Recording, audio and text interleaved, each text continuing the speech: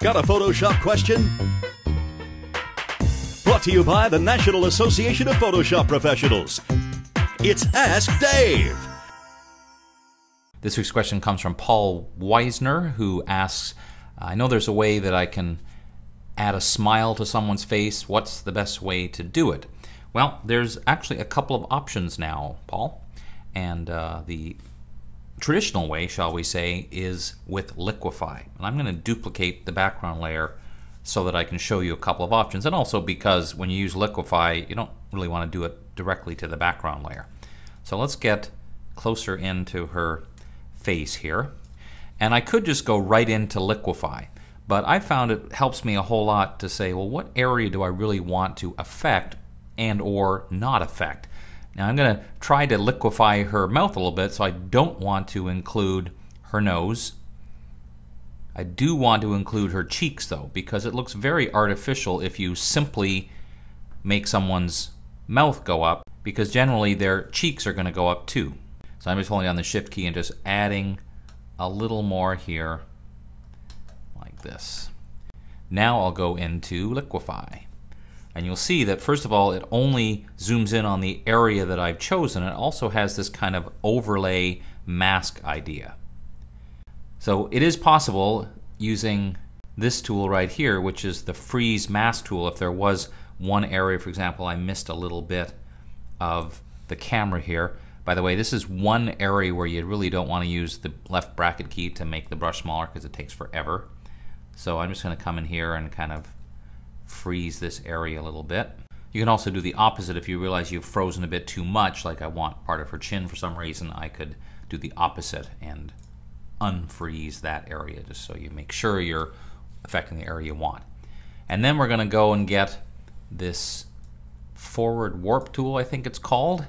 And the trick to this is to make it work is use the biggest brush you can get away with in this case. If I use a little small brush, it just gets like really awkward Batman Joker kind of effect going on. So let's undo that and let's make the brush much bigger. I don't have to worry. I can even make it a little bit larger, and you're going to say, well, wait, you're going to get her nose. Well, no, I'm not, because that part's frozen. So I click right on the corner of her lips and then a little bit higher, and I just kind of pull up, and then the same on the other side, just a little bit. We want to make it subtle, of course, so it doesn't look totally unrealistic, and we can kind of readjust her lips a little bit, but mostly it's the corners and then the cheeks going up a little bit more like this. Click OK to apply it, and you can now see the difference a little better. Now the other thing that I would probably do is her eyes need to react as well. So I would tend to come in here and make a selection around both eyes. Again, trying to be relatively accurate, and then go to Liquify. What I'd probably do in this case, get a slightly smaller brush and just kind of make her eyebrows go up a little bit, like she's kind of engaged in smiling a bit more. Make her eyes. You could also potentially, if her eyes were a little squinty, come in here and use the bloat tool and just make her eyes just a little bit larger. So let's zoom back out again and look at the difference before and after. Now, the only downside, if there is one, to Liquify is that it is permanent. You have to do it directly to the pixel. So just for comparison purposes, let's do this. Let's take our background layer, convert to a smart object. So now I can use Puppet Warp, which we saw previous week, that it's a way of doing things in a very editable manner. So I would come in here and just kind of click on the corners and just kind of key areas just to make sure we're not going to alter things we don't want.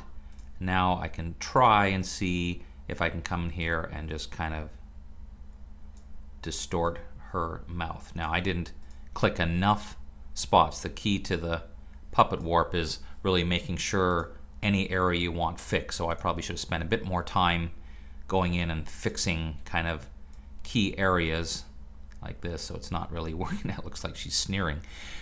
So it takes a bit more work, but the difference is, let's pretend I had successfully, which I will not, but let's do it anyway.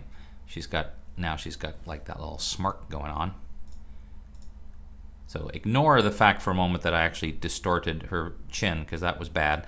I actually did that deliberately to show you how easy it is to edit. No, I didn't, but that's kind of the idea, is you can come back into the Puppet Warp and go, okay, that was bad, I shouldn't have done that, and then hit enter to update. So a couple of different options. Liquify is pretty easy because it's painting, but fairly permanent. Puppet Warp gives you a few more options, but it's a little more challenging to work with. So there you go, a couple of ways to make someone a little happier. Ask your short Photoshop question using the contact form here at Kelby TV or through Twitter at Dave Cross. Thanks for watching Ask Dave, brought to you by the National Association of Photoshop Professionals and the Dave Cross Workshops. We'll see you next time.